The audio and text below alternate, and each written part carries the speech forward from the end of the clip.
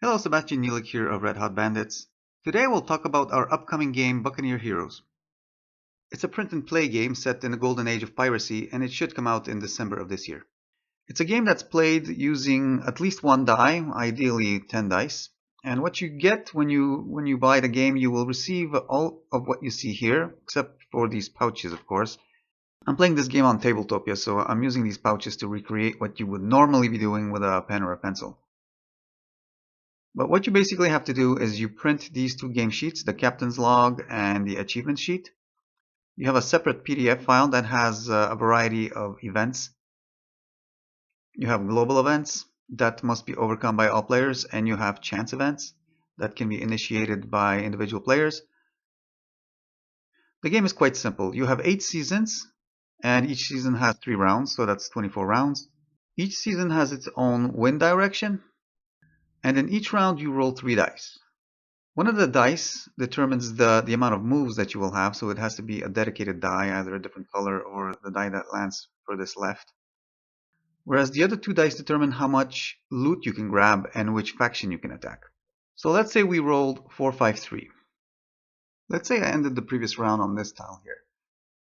I have 4 moves and I know that the wind is blowing towards 5, so this way. What can I do?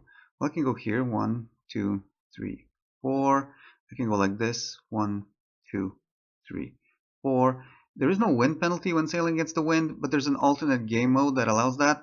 So it would have taken me 2 moves to move that one tile. Now going with the wind, I would be going like this, 1, 2, 3. Normally you have to skip a tile when going with the wind, but if you opt to attack a target while sailing that way, you can stop without doing that skipping effect. Okay, but let's say I'm attacking this privateer. That's a soft target, so there's no combat. You can immediately cross it off. That ends my round. And now what? Now I can use the 5 to check privateer number 5, the number 5 faction, which is England, or 3, Holland. If I use the 3 to check Holland, then remaining die is a 5, and that means I'm going to grab 5 loot units, in this case gold units. So I go here, and I would basically outline 5 gold units. If you spend any of the loot, you basically just cross it off. There are 3 types of loot: cargo, gold, and crowns. And that's pretty much it. You're trying to get as many achievements as possible, and you're also going to try and make these sets, these sets of 3. Or in the case of nations, you can also complete all merchants. That would also give you a full set. So what would you do that? Because at the end of the game, once the 24 rounds are over, you calculate all of the single achievements that you have acquired, and each one gives you 1 point. And then if you have full sets, it gives you an additional 3 points, which you total here. There are allies that you can encounter in various events, and at the end of the game, there are monsters that all players have to overcome. There are 6 monsters. Each one has its own rules. You gotta read the cards to see what kind of rules you have and how you accumulate points. There's a bonus level at the end of the game if you find all the allies, all 3 allies.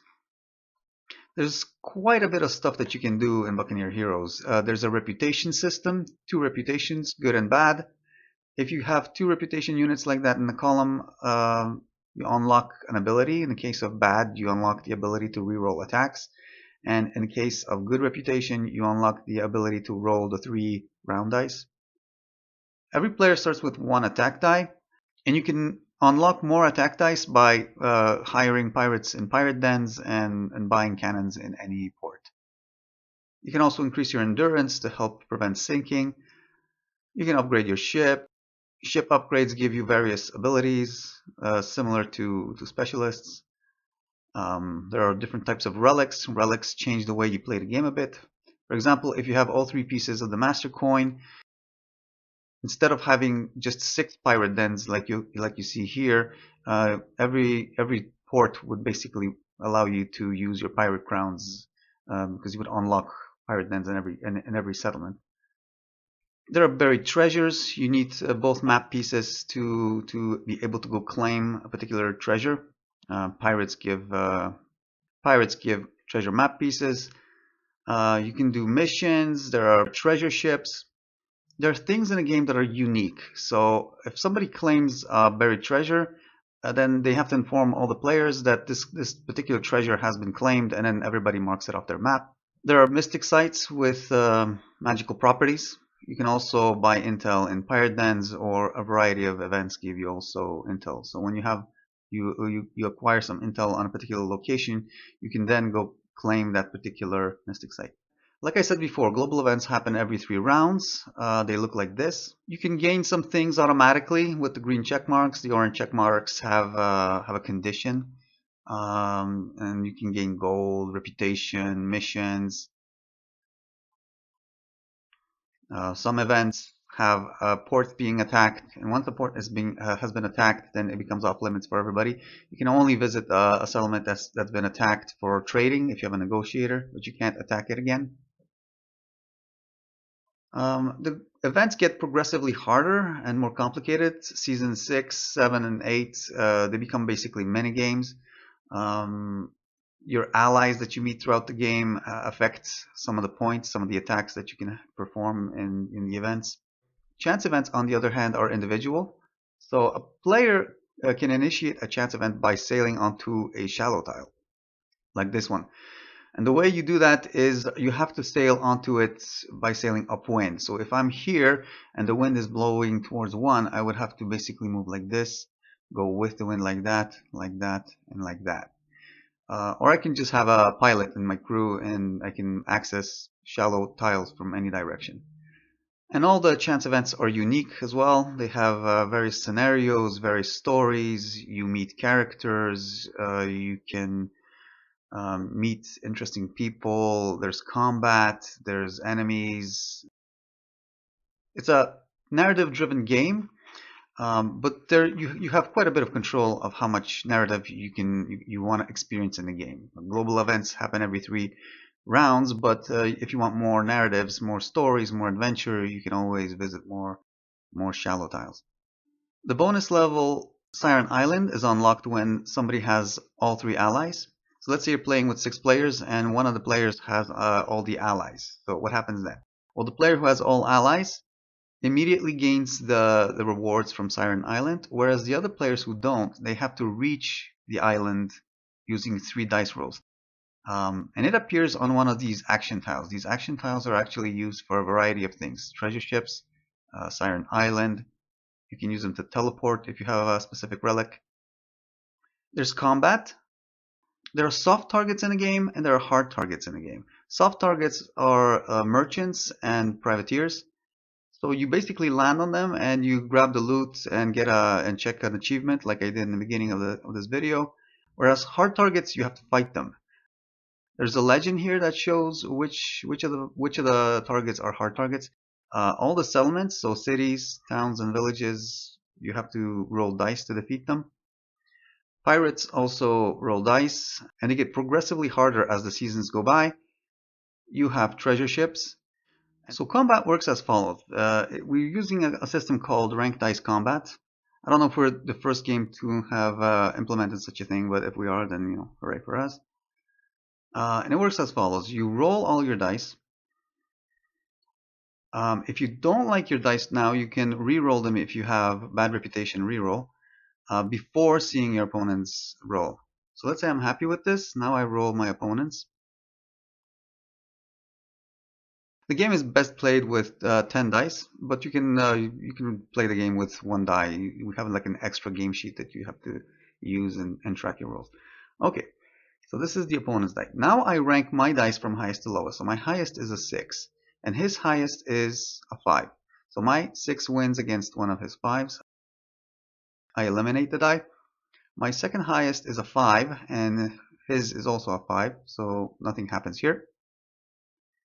Now his 2 4s defeat my 3s, my third and fourth highest, and my weakest die is a 2, and I defeat his weakest die, which is a 1. So after 1 turn, it's 3 against 3, and you keep rolling until you eliminate all of your opponent's dice. So let's say I failed. It's the final turn, and my opponent still has 1 die. What happens then? I have two options. I can quit the battle and try again in another round, or I can attempt a duel. If you opt for the duel, you go here, and let's say I don't have this achievement. Let's say I only have 2 achievements. I've performed 2 duels in the past. What happens then?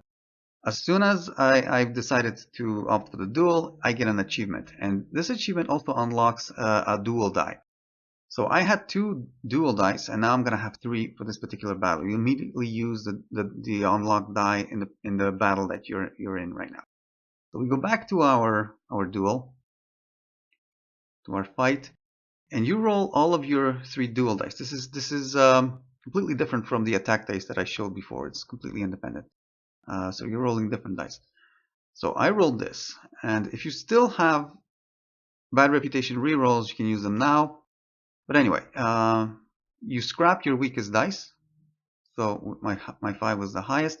And now you roll the 1 die for your opponent. You roll a 4. Now what do? You take your 5 and you add your reputation units to it. So I have 4 reputation units. So that means I add 4 to my 5. That's a 9.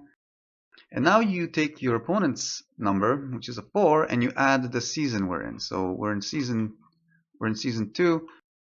So you add 2 to his 4, that's a 6. My 9 defeats his 6, I win. There's co-op in the game, so let's say I'm fighting an opponent that rolls 2 dice. Let's say we're fighting a pirate.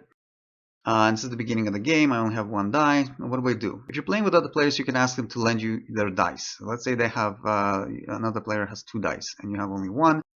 They would lend you their 2 dice, giving you 3 dice total. But I'm playing solo, so that I don't have that option.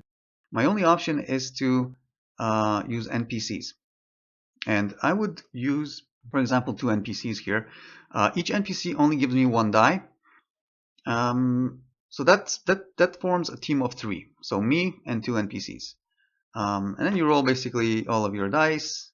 If something bad happens, I incur all of the consequences. I could sink, I could take damage. If a human player is helping you out, same thing. I take all the risks. And if you win, you have to divide the loot by the amount of help that you used. So in this case, I would have to divide whatever loot I would grab by 3. If I used a human player or just 1 human player, we would divide that by 2. So that's how co-op works. So that's pretty much Buccaneer Heroes in a nutshell. There's still a lot to be said about the game. I didn't go over how loot works, how damage works, how sinking works. The next video will be a playthrough of a season or 2. So thank you for watching, and I hope you will support us when the game comes out in December.